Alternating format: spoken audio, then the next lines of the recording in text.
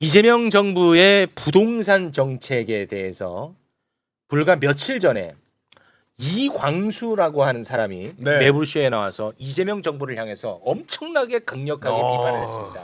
이거 이대로 가면 이재명 정부 망한다. 이렇게 가면 이재명 정권 결국 실패한다. 정권 교체당한다. 막 소리를 질러댔어요. 그런데요.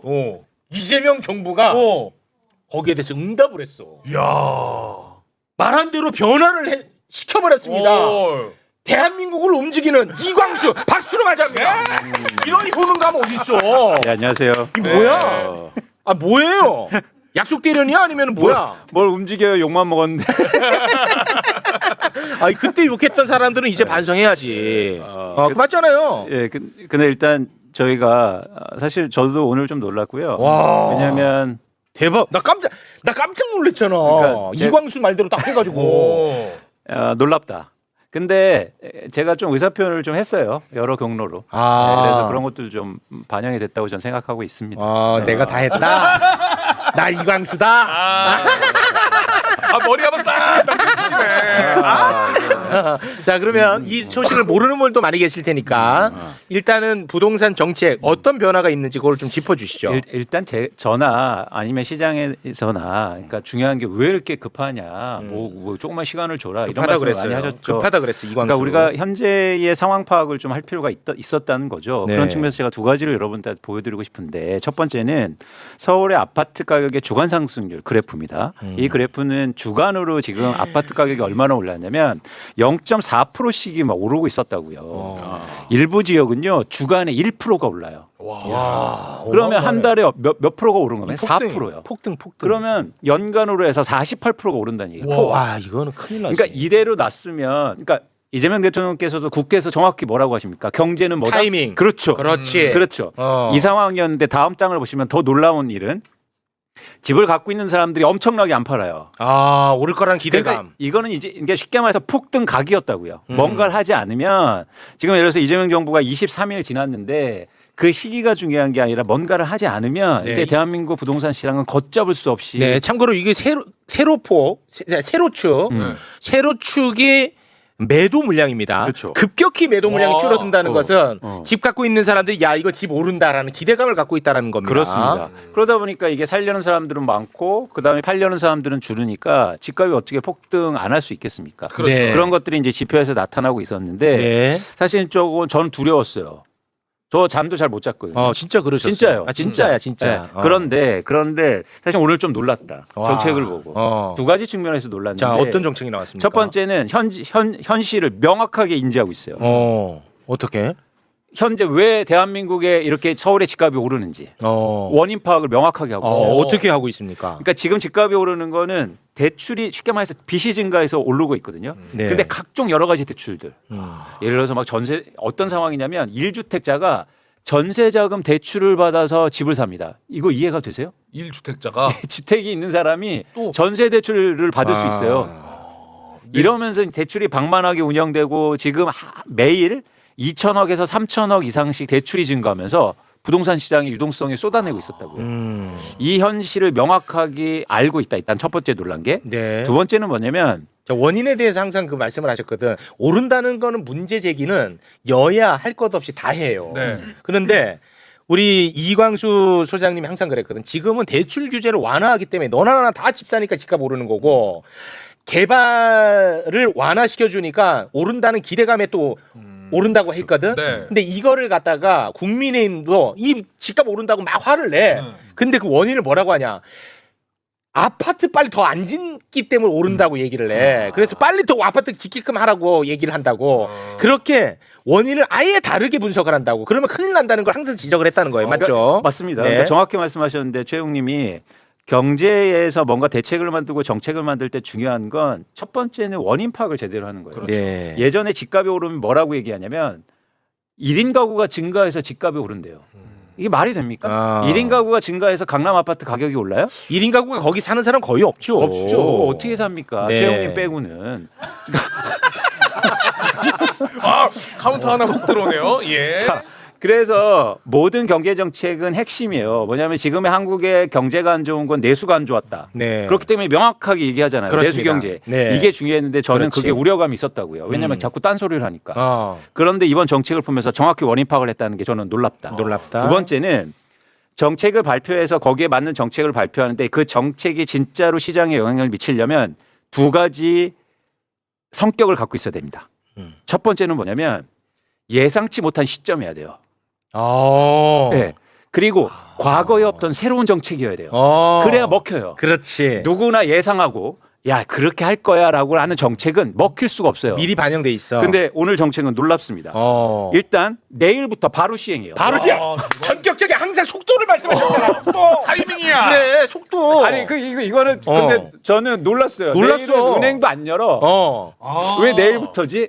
속도에. 근데 자꾸 이거 저희 보고 이거 방송 안 보신 분이 호들갑 떠지 말라는데 이광수가 얼마나 난리친지 알아. 이건 속도라고 지금 해야 돼서 내가 얘기하는 거라고. 그래 내가 거기서 아이고 2주 됐다 2주. 너 입 찢어버린다고 나한테 2주 얘기하지 말라고 지금 당장 지금 1분 1초가 급하다고 맞아. 말씀하셨잖아. 그렇죠. 그런 측면에서 좋아. 이제 내일부터 바로 시행입니다. 내일부터. 그리고 두 번째 이제 정책 말씀드리겠지만 과거에 없던 거예요. 좋아요. 그러니까 이거는 지금 특히 서울의 부동산 시장, 대한민국 부동산 시장을 굉장히 빠르게 안정시킬 거예요. 좋습니다. 네. 내용을 한번 볼게요. 내용. 일단 제가 주목하는 건 첫 번째는 궁금하다. 쉽게 말해서 큰 방향성은 과도한 빚으로 집 사는 시대를 끝내겠다는 거예요. 와 좋다. 빚잔치.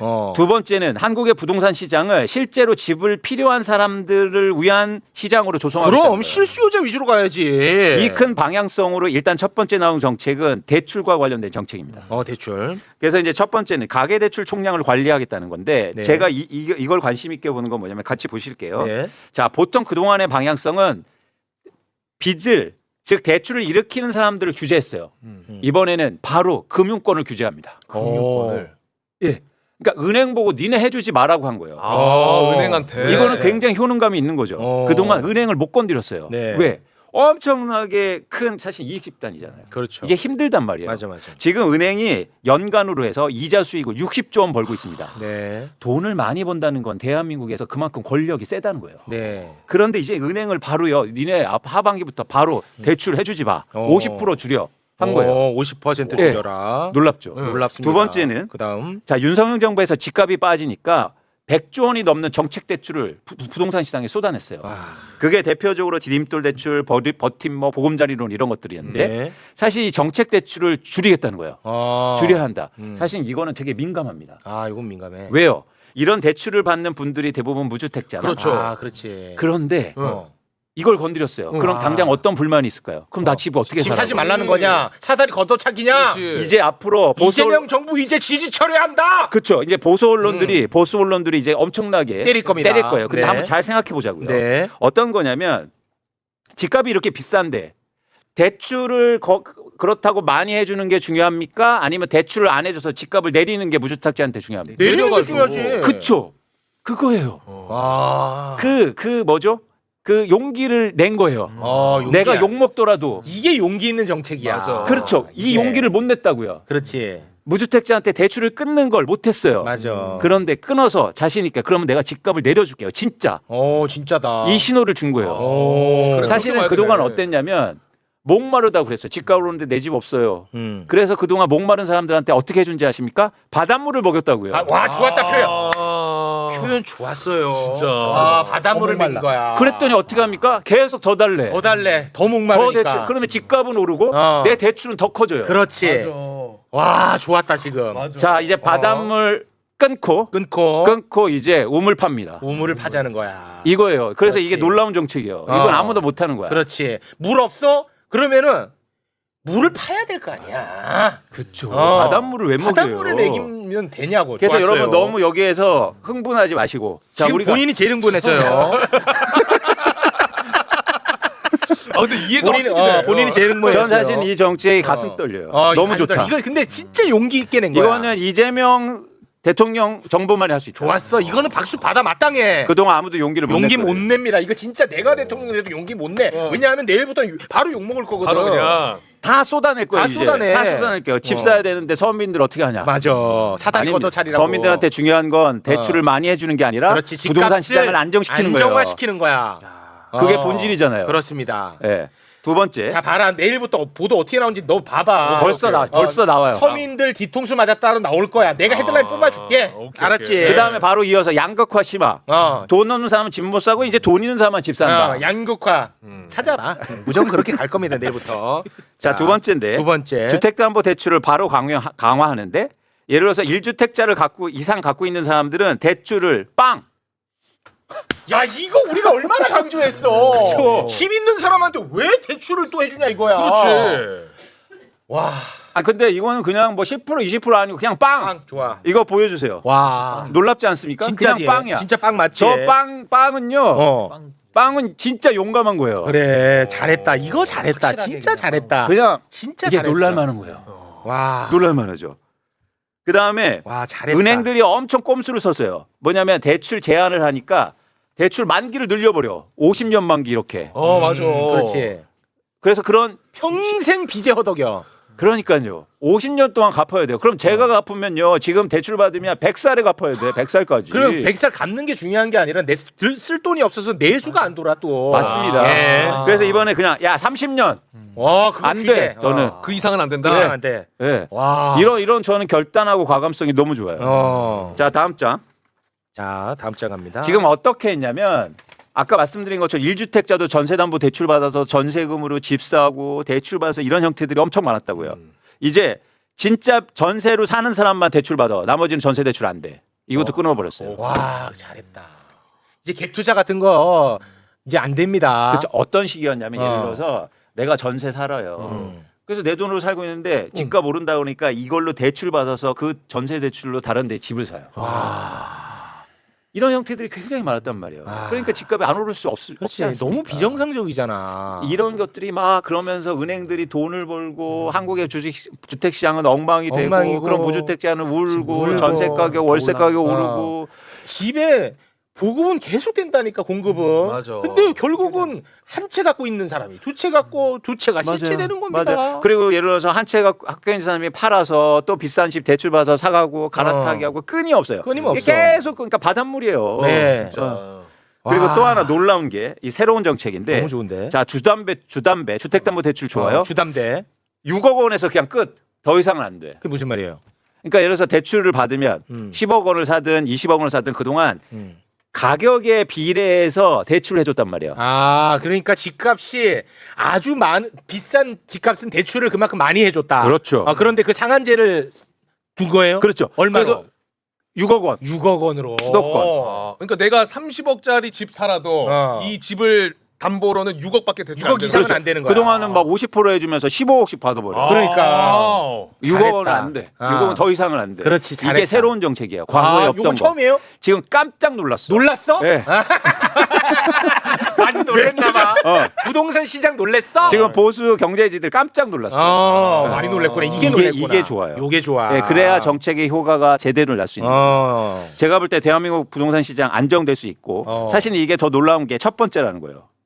이게 이게 첫 첫 번째야. 예. 너무 상식적인 것 같은데 이게 첫 번째구나. 그렇죠. 그렇죠. 그리고 저는 시점도 너무 좋았다. 시점도 좋았다. 시점이 좋아. 그러면 만약에 이거를 예고를 미리 하고 예측이 됐으면은 아까 우리가 본 그래프보다 집을 갑자기 또 파는 사람이 많아졌겠네. 맞아요. 그렇거나 막 집을 미리 막 사거나. 미리. 사. 그러니까 예를 들어서 안 된다니까 지금 막 열흘 동안 엄청 대출 받는 거지. 이런 부작용이 있는데 사실 이번은 정광석화까지. 옛날에 김영삼 때 금융실면제 이런 느낌. 금융실면제로 가는 거야. 좋습니다. 좋았다. 이거. 그리고 그래서 이제 마지막으로 제가 말씀드리고 싶은 건 이제 다음 스텝이 중요하잖아요. 네. 그래서 제가 제안 드리고 싶은 게 있어요. 제안. 재미 들렸습니다. 본인이 무슨 뭐 대통령입니다. 자, 제안 또 들어갑니다. 그러니까 지난번에 제가 말씀드린 게 대출 규제 필요하다. 이번 나왔죠. 속도 빨리 해야 된다. 자, 이번에 두 나왔죠. 번째는 두 번째. 어쨌든 대통령께서 어떤 말씀하시냐면 세금으로 집값 잡지 않겠다고 말했어요. 말씀하셨어요. 네. 좋습니다.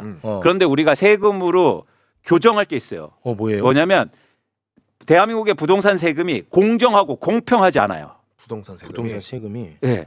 왜요? 공정한 세금 체계가 구축돼야 된다. 이거는 집값을 잡는다는 얘기하고 다른 거예요. 아 이거 공정의 문제예요. 예를 들어서 제가 예를 들어볼게요. 네. 최근에 서울 성동구에 24평 아파트입니다. 24평. 크지 않아요? 24평. 24평 아파트를 13억 7천만 원에 매각했어요. 13억이 매각. 그런데 3년 전에 이 집이 15억 5천만 원에 산 집이에요. 그래서 3년 동안 7억 2천만 원의 수익을 냈습니다. 응? 3년 15억에 동안. 샀다면서. 15기 아니 11억 5천. 아 11억. 아 진짜. 죄송합니다. 다시. 다시. 자. 24억 아파트를 다시. 자, 24평 아파트. 24평 아파트를. 24억 아닙니다. 24평 아파트를 언제? 자, 3년 전에 3년 전에 11억 5천에 샀어. 11억 5천에 근데 샀어. 최근에 18억 7천만 원에 팔았어요. 18억 7천. 왜 이렇게 갑자기 막 내가 봤을 때 둘 다 흥분했어 지금.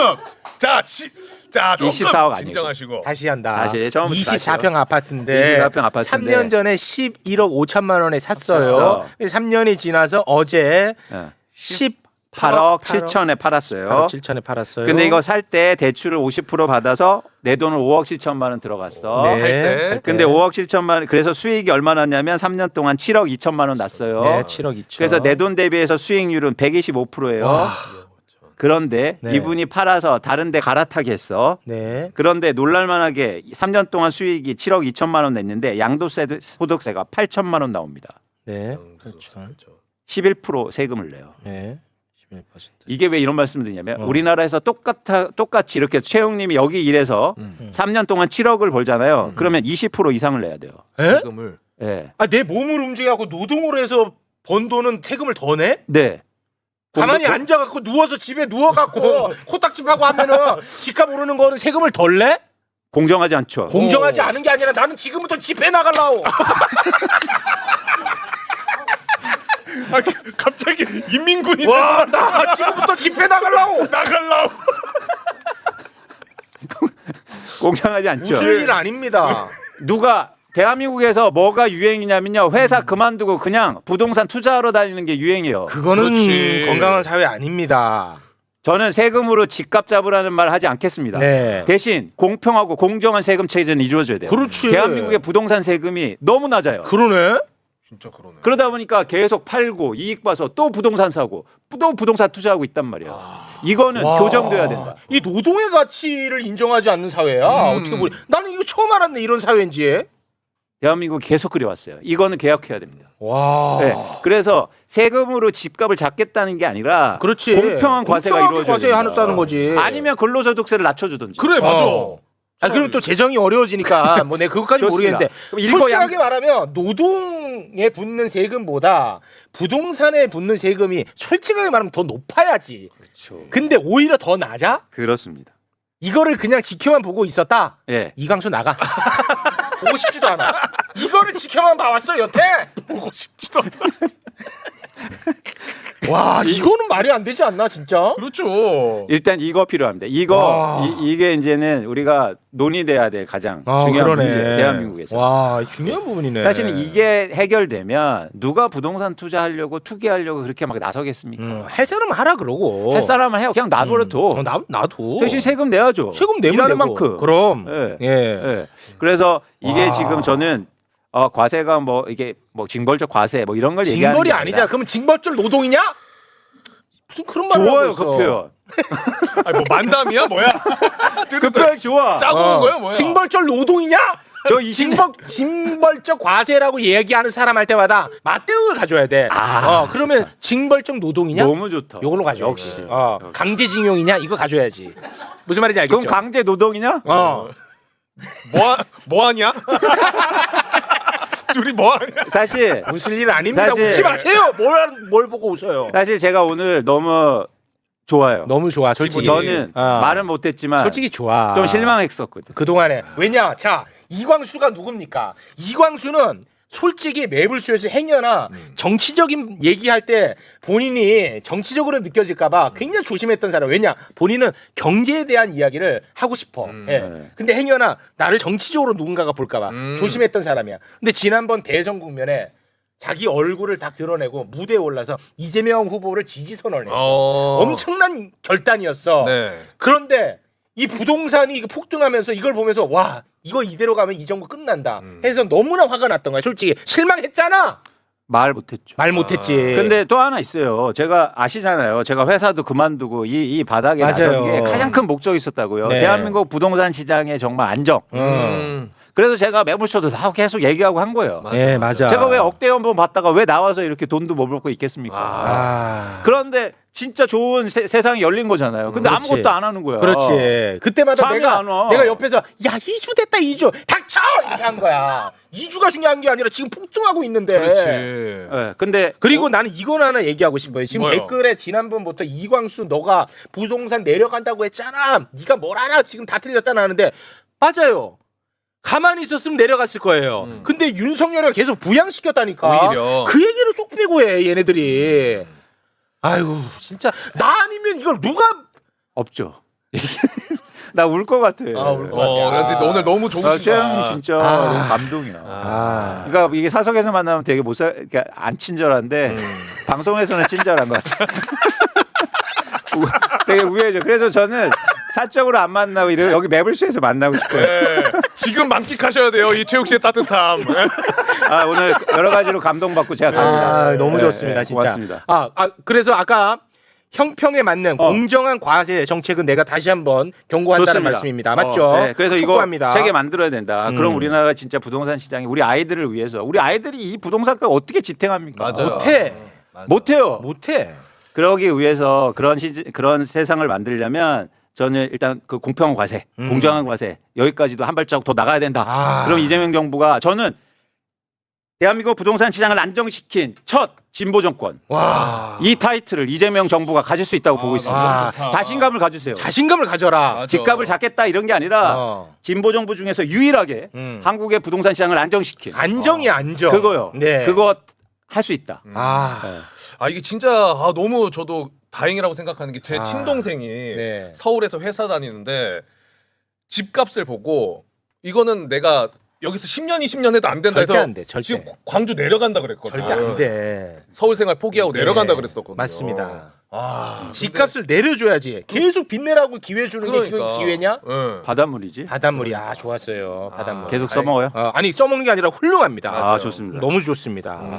정말 세상은 바뀌었고요. 효능감을 우리가 느끼고 여기서 희망을 봅니다. 맞습니다. 여기서 하나 더 얹겠습니다. 뭐죠? 상법 개정 빨리 하라 이거야. 아. 민주당 지금 뭐 눈치 봅니까? 맞아요. 상법 개정 하겠죠? 합니다. 합니까? 네, 합니다. 네. 좋습니다. 제가 어제도 그것도 좀 이렇게 하고 그랬어요. 아 그랬어요? 네. 네, 고맙습니다. 와, 이 진짜 눈물 난다. 네. 너무 기쁨의 눈물, 감동의 아, 눈물입니다. 너무 좋습니다. 네. 너무 좋습니다. 화이팅! 화이팅! 고맙습니다. 대한민국 지금까지 대한민국 화이팅! 대한민국 화이팅. 이광수 화이팅. 대한민국 아니요, 화이팅. 저는 괜찮아요. 대한민국 화이팅. 너무 고맙습니다. 네. 지금까지 대한민국 살리는 이광수였습니다. 고맙습니다.